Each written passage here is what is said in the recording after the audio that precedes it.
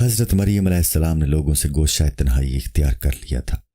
وہ برہنگی کی حالت میں تھیں کہ جبرائیل علیہ السلام ان کے سامنے نمودار ہوئے۔ جبرائیل علیہ السلام کے ظاہر ہونے سے حضرت مریم علیہ السلام گھبرا گئیں، برہنہ تھیں۔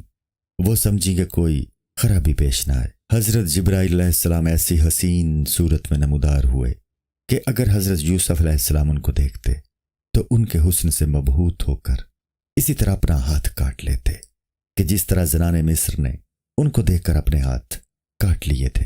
حضرت مریم علیہ السلام نے گھبرا کر فرمایا، میں خدا کی پناہ پکڑتی ہوں۔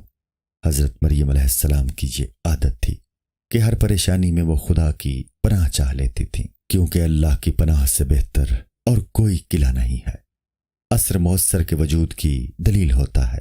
حضرت جبرائیل علیہ السلام نے کہا، میں اللہ کے وجود کی دلیل ہوں۔ اس کے علاوہ ذات باری کی جو تعبیرات ہیں وہ صحیح تعبیرات نہیں ہیں۔ ہماری دلیل اور ادراک کے وجود باری سے وہی نسبت ہے جو خرلنگ اور ہوا پر سوار کی نسبت ہے۔ ذات حق انسان سے قریب بھی ہے اور اس کے ادراک سے بعید بھی ہے۔ انسان کے جس قدر ادراکات ہیں وہ کوئی بھی اس کی حقیقت تک پہنچ کر مطمئن نہیں ہے، لیکن پھر بھی جستجو جاری رہنی ضروری ہے۔ انسانوں کے ادراکات مختلف ہیں اور کسی کا ادراک تیز ہے اور کسی کا ادراک ہر وقت متردد۔ تجلی الہی کے امیدوار کے لیے ہر حال میں کوشش میں لگے رہنا ضروری ہے۔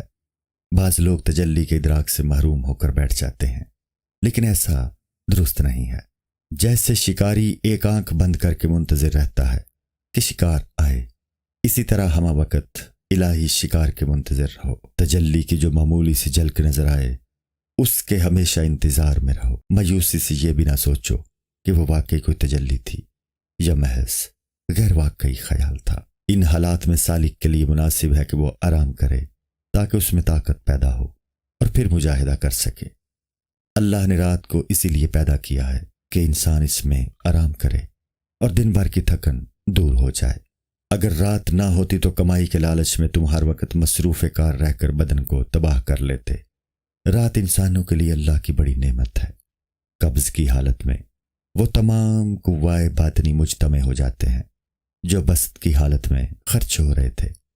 قبض کی حالت میں سالک کو غمگین نہیں ہونا چاہیے، اس کو بھی اپنے لیے مفید سمجھنا چاہیے۔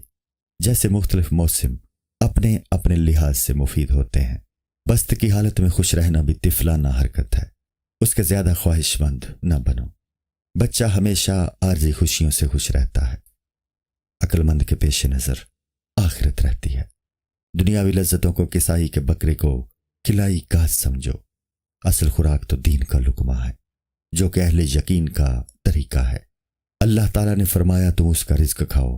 اس رزق سے مراد حکمت ہے، نہ کہ دنیاوی غذائیں۔ یہ رزق وہ ہے جس پر کوئی اخروی مواخذہ نہیں ہوگا۔ شیخ سعدی رحمۃ اللہ تعالی علیہ نے فرمایا، یعنی اپنی پیٹ کو خوراک سے خالی کر تاکہ تو اس میں معرفت کا نور دیکھے۔ دنیاوی لذتیں ترک کرنے سے اسرار خداوندی کا رزق حاصل ہونے لگے گا۔ میں نے یہ مضمون پوری طرح واضح نہیں کیا۔ اگر راستے کو پورا سمجھنا ہو تو حکیم سنائی کا الہی نامہ پڑھو۔ قصہ مختصر یہ کہ انسان کو آخرت کی فکر کرنی چاہیے۔ شکر اور مٹھائیاں کھانا تو بچوں کا کام ہوتا ہے۔ آخرت کا اس دنیا میں غم تجھے دائمی خوشی کی مٹھائی عنایت کرے گا۔ عقل مند انسان انگور میں شراب اور عاشق معدوم میں موجود کو دیکھتا ہے۔ تو بھی غم امروز کے پیچھے مسرت فردا کو دیکھ لے۔ جب کوئی مزدور کسی انسان سے اپنی مزدوری وصول کرتا ہے تو خوش ہوتا ہے، تو اللہ کی جانب سے جو مزدوری ملے گی اس کے لیے کیوں نہ مشقت برداشت کر لی جائے۔ یہ ایسی مزدوری ہوگی جو قبر میں تیرے کام آئے گی۔ آنے والی موت کے دن کے لیے اسی دنیا میں مردہ بن جا تاکہ سرمدی عشق کا ساتھی بن جائے۔ موت سے پہلے ہی دنیا اور اس کی لذتوں کو خیر بات کہہ دو۔ اللہ تعالیٰ نے فرمایا ہے کہ ہر مشکل کے ساتھ آسانی ہے اور ہر تنگی کے بعد کشادگی ہے۔ اپنی مٹھی کو نہ ہمیشہ کھلا رکھنا مناسب ہے اور نہ ہمیشہ بند۔ پرند کی پرواز اسی وقت درست ہوتی ہے جب دونوں پر بر وقت کھلیں اور بر وقت بند ہوں۔